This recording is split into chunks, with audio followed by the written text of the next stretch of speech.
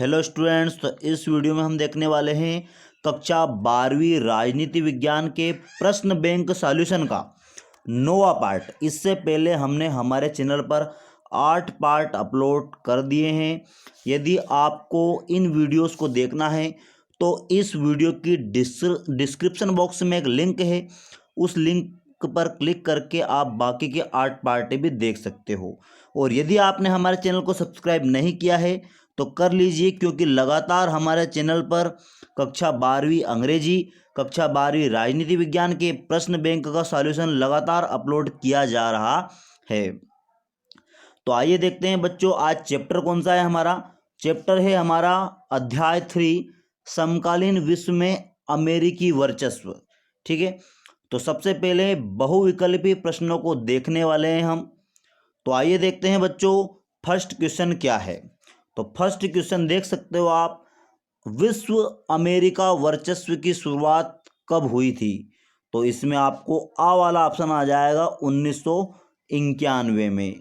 ठीक है, उसके बाद जो सेकंड क्वेश्चन है, 9/11 की घटना के लिए उत्तरदायी है। तो कौन है, तो इसमें सा वाला ऑप्शन आ जाएगा तालिबान है। ठीक है, तो 9/11 घटना के लिए कौन उत्तरदायी है, तालिबान है। उसके बाद वर्ल्ड ट्रेड सेंटर पर आतंकी हमला हुआ था, तो कब हुआ था हो, तो ये हुआ था 11 सितंबर 2001 को। ठीक है, तो इसको 9/11 का हमला बोलते हैं इसको। ठीक है, उसके बाद यहाँ पर अगला जो है, कुवैत पर कब्जा किया था। तो कुवैत पर कब्जा किया था, तो इसमें आ जाएगा लेबनान। क्या आ जाएगा, लेबनान। ठीक है, उसके बाद पांचवा जो है वो है पेंटागन है। तो पेंटागन कौन है, तो अमेरिकी रक्षा विभाग का कार्यालय। के बाद 8400 400 400, जी हाँ, याद कर लीजिए व्हाट्सअप नंबर। क्योंकि अब चाहे आपका मैथ्स का सवाल हो या फिजिक्स केमिस्ट्री बायोलॉजी का, आपके हर डाउट हर क्वेश्चन का मिलेगा तुरंत वीडियो सोल्यूशन, वो भी सीधा आपके व्हाट्सएप पर। बस अपने फोन में डाउट नोट का 8400 400 400 व्हाट्सअप नंबर सेव कर लीजिए और चैट ओपन कीजिए। फिर जो भी आपका डाउट है उस सवाल की आपको बस फोटो खींचनी है, उसे क्रॉप करना है और 5 सेकंड में आपको उसका वीडियो सोल्यूशन मिल जाएगा। क्लास 6 से 12, IIT JEE, NEET, CBSE boards और सभी स्टेट बोर्ड्स के बच्चों के लिए। तो देर किस बात की, अभी जाइए 8400 400 400 पर अपना सवाल व्हाट्सएप कीजिए और अपने सभी डाउट्स को आउट कीजिए। लिंक डिस्क्रिप्शन में। अगले वाले क्वेश्चन पर चलते हैं हम। इसके बाद नेक्स्ट वाले क्वेश्चन में सत्य असत्य है, और सत्य असत्य का पहला जो कथन है वो है, प्रथम खाड़ी युद्ध 17 जनवरी 1991 को हुआ। तो बिल्कुल ये सत्य बात है। उसके बाद विश्व का प्रथम बिजनेस स्कूल अमेरिका में खुला था। तो बिल्कुल ये भी सत्य बात है। खाड़ी युद्ध के समय अमेरिकी राष्ट्रपति जॉर्ज बुश थे। तो ये कथन भी सत्य है। अमेरिकी वर्चस्व का आधार सैन्य शक्ति है। तो बिल्कुल ये भी राइट बात है। और कोलंबो अमेरिका की राजधानी है। तो ये जो कथन है ये असत्य है। ठीक है, उसके बाद अगले वाले क्वेश्चन पर चलते हैं हम, और अगला वाला जो क्वेश्चन है जस्ट इसी के नीचे है। और यहाँ पर अगले वाले क्वेश्चन में, हेगमनी शब्द की जड़ें रिक्त स्थान है। तो प्राचीन यूनान। क्या आ जाएगा इसमें, प्राचीन यूनान। इस शब्द की जो जड़ें हैं वो प्राचीन यूनान में हैं। उसके बाद अल कायदा रिक्त स्थान संगठन है। तो इसमें आ जाएगा आतंकवादी। ठीक है, उसके बाद वर्ल्ड ट्रेड सेंटर रिक्त स्थान है। तो वर्ल्ड ट्रेड सेंटर का किसमें, अमेरिका में है। ठीक है, तो इसमें आ जाएगा अमेरिका। विश्व का पहला बिजनेस स्कूल रिक्त स्थान खुला, तो कब खुला था ये, 1881 में खुला था। ठीक है, उसके बाद इंडोनेशिया की राजधानी जो है वो है जकार्ता। क्या आ जाएगा इसमें, जकार्ता। ठीक है, तो ये हो गए हैं आपके खाली स्थान यहाँ पर टोटल। उसके बाद अगले वाले क्वेश्चन पर चलते हैं हम। अगले वाले क्वेश्चन में एक वाक्य में उत्तर दीजिए हैं, और ऑपरेशन डेजर्ट स्टॉर्म संबंधित है। तो किससे संबंधित है, प्रथम खाड़ी युद्ध से। हेगमनी शब्द का तात्पर्य है। तो बच्चों मैं अभी आपको बताने वाला हूं कि इसका मतलब क्या होता है। ठीक है, पेट्रियोट एक्ट क्या है, तो अमेरिका का आतंकवादी विरोधी कानून। यहाँ क्या आ जाएगा, आतंकवादी विरोधी कानून। उसके बाद ओसामा बिन लादेन मारा गया। तो 2011 में एबटाबाद पाकिस्तान में, इसके सामने लिखा है। जॉर्ज बुश राष्ट्रपति थे, तो किसके थे वो? अमेरिका के राष्ट्रपति थे। उसके बाद यहाँ पर जो हेगमनी शब्द है इसका मतलब मैं आपको बताने जा रहा हूँ। तो बच्चों आप यहाँ पर देख सकते हो ऊपर ही ऊपर कि जब किसी या अन्य के ऊपर राजनीतिक, आर्थिक, वैचारिक या सामाजिक दबदबा हो तो इसे वर्चस्व हेगमनी कहते हैं। अर्थात किसी का किसी के ऊपर दबदबा क्या कहलाता है? हेगमनी कहलाता है। ठीक है, इसके बाद सही जोड़ी बनाइएगा। तो यहाँ पर जॉर्ज बुश जो हैं वो अमेरिका के राष्ट्रपति यानी ई वाला आ जाएगा। सद्दाम हुसैन इराक के राष्ट्रपति आ जाएगा। उसके बाद ऑपरेशन इन फाइलाइजर रिच, इसमें आ जाएगा ए वाला, सूडान पर मिसाइल से हमला। स्टैच्यू ऑफ लिबर्टी जो कि फ्रांस ने दान करी थी अमेरिका को। और प्रथम खाड़ी युद्ध 17 जनवरी 1991 को शुरू हुआ था। तो ये हो गई है आपकी सही जोड़ी। उसके बाद अगले वाले क्वेश्चंस पर चल। और बच्चों अब यहाँ पर स्टार्ट हो गए हैं लघु उत्तरीय प्रश्न के उत्तर। तो आइए देखते हैं कौन कौन से क्वेश्चन दिए हैं इन्होंने। अंतर्राष्ट्रीय राजनीति में वर्चस्व का अर्थ बतलाना है। कंप्यूटर युद्ध का नाम किसने दिया या कंप्यूटर युद्ध क्या होता है, इस टाइप से पूछने जा रहे होंगे। उसके बाद थर्ड वाला जो है बैडबेगन रणनीति क्या है। फोर्थ वाला है ऑपरेशन एंड्यूरिंग फ्रीडम क्या है। और पांचवा जो है शक्ति संतुलन क्या है। तो आइए देखते हैं इन सभी पांचों प्रश्नों को हम। तो बच्चों आप देख सकते हो आपके सामने यहाँ पर ऑलरेडी हमने आंसर और क्वेश्चन लिख रखे हैं।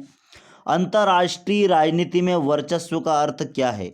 तो अंतर्राष्ट्रीय राजनीति में शक्ति का एक ही केंद्र में होना वर्चस्व कहलाता है। ठीक है, ये हो गया फर्स्ट वाले क्वेश्चन का आंसर। उसके बाद किसे कंप्यूटर युद्ध का नाम दिया गया? तो कंप्यूटर युद्ध प्रथम खाड़ी युद्ध के दौरान अमेरिका की सैन्य क्षमता अन्य देशों की तुलना में कहीं अधिक थी। अमेरिका ने प्रथम खाड़ी युद्ध में स्मार्ट बमों का प्रयोग किया। इसके चलते कुछ पर्यवेक्षकों ने इसे कंप्यूटर युद्ध की संज्ञा दी। तो ये हो गया है सेकंड वाला क्वेश्चन। उसके बाद बैड बेगम रणनीति क्या है? तो आइए देखते हैं। ताकतवर देश के विरुद्ध जाने की बजाय उसके वर्चस्व तंत्र में रहते हुए अवसरों का लाभ लेना, अर्थात वर्चस्व जनित अवसरों का लाभ उठाने की रणनीति ही बैडबेगन रणनीति है। उसके बाद अगला वाला जो क्वेश्चन है वो है ऑपरेशन एंड्यूरिंग फ्रीडम क्या था? तो क्या था ऑपरेशन एंड्यूरिंग फ्रीडम? कि आतंकवाद के विरुद्ध विश्वव्यापी युद्ध के अंग के रूप में अमेरिका के राष्ट्रपति जॉर्ज डब्ल्यू बुश ने 2001 में ऑपरेशन एंड्यूरिंग फ्रीडम चलाया था। ठीक है, उसके बाद इसमें आगे है यह अभियान उन सभी के खिलाफ चला जिन पर 9/11 की घटना का शक था। इस अभियान में मुख्य निशाना अलकायदा और अफगानिस्तान के तालिबान शासन को बनाया गया। तो ये हो गया है आपका ऑपरेशन एंड्यूरिंग फ्रीडम। ठीक है, उसके बाद अगले वाले क्वेश्चन पर चलते हैं हम। शक्ति संतुलन क्या है? तो शक्ति संतुलन जो है, शक्ति संतुलन एक प्रक्रिया है जिसके द्वारा दो देशों की शक्तियों के मध्य समानता लाने का कार्य किया जाता है, जिससे उन दो देशों में कोई भी देश दूसरे पर वर्चस्व जमाने का प्रयास ना करे और शांति व्यवस्था को स्थिर रखा जा सके। शक्ति संतुलन के द्वारा दो देशों के मध्य विरोध को रोका जाता है।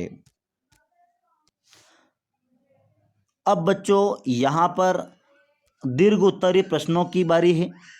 और दीर्घ उत्तरीय प्रश्नों में फर्स्ट जो क्वेश्चन है, अमेरिका ने इराक के खिलाफ युद्ध क्यों लड़ा? आतंकवाद के खिलाफ विश्वव्यापी अभियान में अमेरिका की भूमिका को समझाइए। अमेरिकी वर्चस्व के रास्ते में आने वाले अवरोधों को समझाइए। युद्ध अपराध को समझाइए। बैडबेगन की राजनीति किसे कहते हैं? इसको बड़े रूप में हमें लिखना है। तो सभी 4-4 और 3-3 नंबर के क्वेश्चन हैं। तो आइए देखते हैं बच्चों इन सभी प्रश्नों के उत्तर हम। तो जैसा कि आप देख सकते हो बच्चों, दीर्घ उत्तरीय प्रश्न है। और यहाँ पर दीर्घ उत्तरीय प्रश्न में अमेरिका ने इराक के खिलाफ युद्ध क्यों लड़ा था?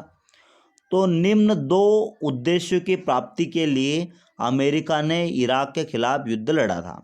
तो सबसे पहले है जो बच्चों क्या है कि इराक पर अमेरिका द्वारा आक्रमण का पहला उद्देश्य इराक के तेल भंडार पर अमेरिकी नियंत्रण बनाना था। ठीक है, अमेरिका विकसित देश है किंतु फिर भी 40% इसमें विश्व के तेल संसाधन मौजूद हैं, फिर भी वो क्या करता है कि तेल के लिए लालायित रहता है। ठीक है, तो ये पहला कारण हो गया है कि वो इराक पर अपना कब्जा जमाना चाहता था, अपना नियंत्रण जमाना चाहता था। उसके बाद अगला जो कारण है ये कि इराक पर अमेरिकी कारण का दूसरा उद्देश्य अमेरिका चाहता है कि इराक में उसकी मनपसंद सरकार कायम रहे ताकि कुवैत सहित अन्य खाड़ी तेल उत्पादक देश उसके मित्र और सहयोगी बने रहे। तो बच्चों ये दोनों कारण जो है आप पूरे कैप्चर कर लेना, उनको लिख लेना। अगला जो क्वेश्चन है कि आतंकवाद के खिलाफ विश्वव्यापी अभियान में अमेरिका की भूमिका को स्पष्ट करना है।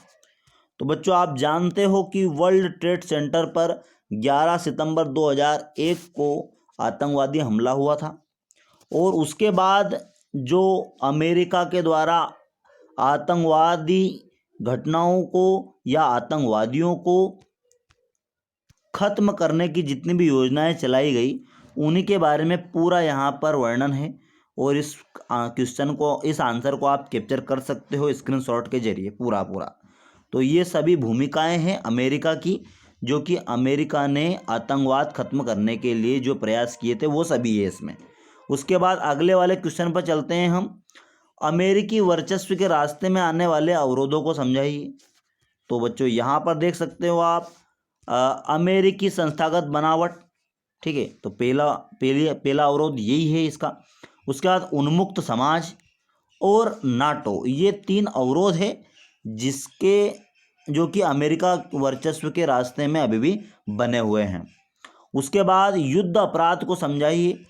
तो यहाँ पर युद्ध अपराध क्या है कि कुवैत और बसरा के बीच की सड़क पर हटती इराकी सेना पर पहले खाड़ी युद्ध के दौरान अमेरिकी विमानों ने हमला किया था। कुछ विद्वानों का कहना है कि अमेरिकी सेना ने जानबूझकर सड़क के इस हिस्से पर हमला किया। मैदान छोड़कर भागते हुए इराकी सैनिक सड़क के इस हिस्से पर अफरा तफरी ट्रैफिक जाम में फंस गए थे। अमेरिकी विमानों के हमले में उनके साथ साथ कुवैती बंदी और फिलिस्तीन नागरिक शरणार्थी भी मारे गए। अनेक विद्वानों और परीक्षणों के से इस युद्ध अपराध की संज्ञा दी और जेनेवा समझौतों का उल्लंघन माना। तो ये हो जाएगा युद्ध अपराध। उसके बाद यहाँ पर बैंड बैंगन की राजनीति को समझाइए। तो बच्चों यहाँ पर आप कैप्चर कर सकते हो। तो इसी प्रकार के प्रश्न बैंक सॉल्यूशन के लिए हमारे चैनल को जरूर सब्सक्राइब कीजिए। Thanks for watching this video.